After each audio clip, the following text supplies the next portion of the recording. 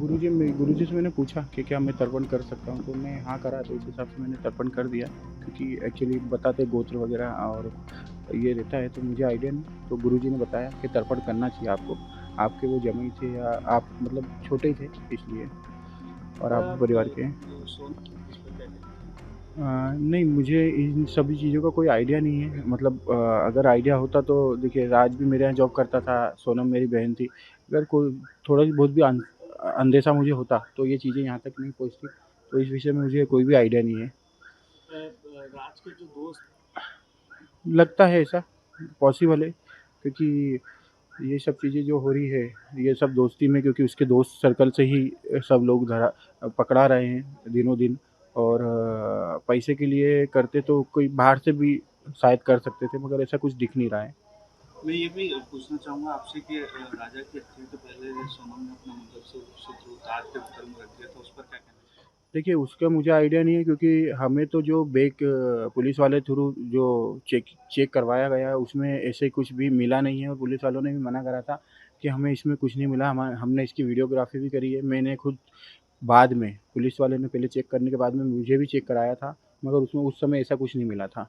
और पुलिस वालों ने मना भी करा था कि इसमें कुछ भी नहीं है, सिर्फ चांदी की एक परत, जैसे जो बीजासन बोलते हैं, वो निकली थी, और दो बिछुड़ी निकली थी एक डब्बी में छोटी।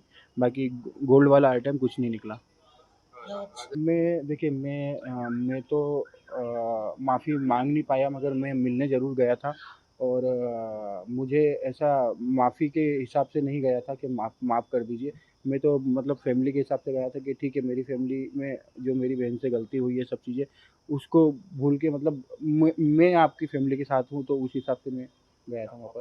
आगे इसी तरीके से परिवार के साथ में रहेंगे। बिल्कुल, देखिए वो परिवार का रिश्ता भी हम, विपिन जी और सचिन जी और हम परिवार वालों ने मिलके ही तय करी थी, तो इसलिए हम चाह रहे कि फैमिली, एक फैमिली तो रहे कम से कम। आपने एक बात और बोली कि आप सोनम को फांसी करवाने में शामिल है या उसके द्वारा क्या? बिल्कुल, बिल्कुल। जैसे देखिए, अभी अभी भी यही चल रहा है पूछताछ में कि राज सोनम का नाम ले रहा है, सोनम राज का नाम ले रही है, तो अभी कन्फर्म तो कुछ हो नहीं रहा है। बाकी जितने सबूत मीडिया के और पुलिस वालों के थ्रू जितने हमें पता चल रहा है, उस पे तो हमारा यही निर्णय है, क्योंकि कि जिस हिसाब से उन्होंने इस काम को अंजाम दिया है, तो फांसी होना चाहिए। आप शिलोंग जाएंगे सोनम से मिलने? नहीं, शिलोंग सोनम से मिलने तो नहीं जाना है, मगर शिलोंग पुलिस ने मुझे बुलाया है।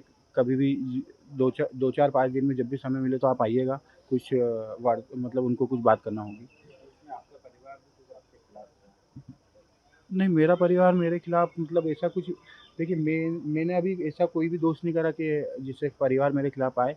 तो ऐसी कोई मेरे आपके परिवार की तरफ परिवार से, के लोग और आपके पिताजी देखिए, वो जो उस समय जो नकारा था पिताजी ने और माताजी ने, वो जिस दिन सोनम रात को 12 बजे मुझे फ़ोन वगैरह आया, उसके बाद में सब चीज़ें मैंने बताई। और राज कुशवाहा और जो भी उसके दोस्त वगैरह पकड़ाए थे, इसका अंदेशा परिवार वालों को नहीं था। और ये मैं जब कोलकाता एयरपोर्ट पे पहुंचा, और मुझे जब सब मीडिया के थ्रू पता चला कि राज कुशवाहा का हाथ है और ये है वो, तो 9 बजे जब मैंने कोलकाता एयरपोर्ट से उनको फ़ोन लगा के बताया पिताजी को कि पापा ऐसी-ऐसी बात है, और ये सब चीज़ें क्लियर करी, उसके बाद में वो रुक गए थे, क्योंकि उन्हें इन चीज़ों का कोई अंदाज़ा था। उन्हें भी लग रहा था कि लड़की बेकसूर है, उसको फँसाया जा रहा है, इसलिए। राज को तो मैं पिछले 3-4 साल से जानता ही हूँ, और स्वभाव तो नहीं लगा, क्योंकि हमेशा वो सोनम को दीदी-दीदी बोलता था, और मुझे तो भैया बोलता है, और पूरे सभी के सामने दीदी उसको और मुझे भैया बोलता था, और राखी वगैरह भी बनवाता था। हाँ जी। वो कौन लगते हैं आपके, जिनका ऐसा बोला जा रहा है हवाले का कारोबार? देखिए, वो तो सब आपके थ्रू ही चीज़ों को बढ़ाई जा रही है। और हवाले का काम उसका सिर्फ़ ये लिंक है कि सोनम, उसका अकाउंट मतलब सोनम का जो mobile number official mobile number था, वो उसपे उस जितेंद्र रघुवंशी का अकाउंट पे नंबर चढ़ा हुआ था, क्योंकि वो जो गोडाउन के जो छोटे-मोटे खर्चे होते हैं, वो सब उसके थ्रू होते थे। और वो जितेंद्र रघुवंशी मेरा भाई है, मौसी का लड़का है, मेरे से बड़ा भी है 2-3 साल, मगर वो थोड़ा अनपढ़ टाइप का है, तो इसलिए गोडाउन पे काम करता है। तो ये सब ट्रांज़ैक्शन वो है। और अगर बैंकिंग ट्रांज़ैक्शन को हवाला बोल सकते हैं, तो ये तो गलत है। देखिए, गुस्सैल तो वो है, गुस्सैल का मैं नहीं बोलूँगा, गुस्सा गुस्सा नहीं करती, गुस्सा तो वो करती है, मगर इस लेवल से कभी आज तक उसने, मतलब इसका लेवल क्या, मतलब जो गुस्सा नॉर्मली जो घर परिवार में होता है कि कोई कोई बात करना या कुछ करना, वो नॉर्मली गुस्सा था उसके पास। बाकी इतना बड़ा काम कर सकती है, वो मुझे आइडिया नहीं था उसका। आज राजा को 10 दिन हो गए, तो उसकी 10वीं पूजा थी उसकी, तो हम लोग इसके लिए उज्जैन आया था, उसमें पूजा करने के लिए राजा की उसकी आत्मा की शांति के लिए। और कौन-कौन इसमें भी शामिल हुए हैं? पूजन में क्या कुछ अभी आ रहा है? मेरे मेरे परिवार के मेरे भैया है और मेरे मौसी के लड़के हैं और मेरे जियाजी हैं, हम लोग शामिल हुए हैं और सोनम के घर से उनके भाई शामिल हुए इसमें। जो हमारी सनातन धर्म संस्कृति में मृत्यु के उपरांत जो कर्म विधान होता है, पिंडदान के माध्यम से जो सारी प्रक्रिया होती है, तो यहाँ पर आज पहले दिन से लेकर के तो सप्तमी तक का कार्य, जिसमें नारायण बलि विधान प्रमुखता में जो होता है, तो वो सारा कार्य यहाँ पर आज पूर्ण हुआ है।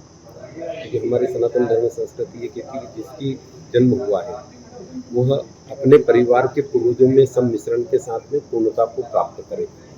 तो वह विधि जो सनातन धर्म संस्कृति की है, जिसमें पहले दिन के जहाँ घर से शमशान तक के पिंडदान, उसके पश्चात के पहले दिन से 10वें दिन में नए शरीर के निर्माण के लिए जो पिंडदान होता है, जिसको हम दशा बोलते हैं, दशगात्र बोलते हैं, एकादशा नारायण बलि कर्म, द्वादशा में वर्ष भर के पूरे पिंडदान, पश्चात सपिंडी तक का कार्य आज यहाँ पर पूर्ण।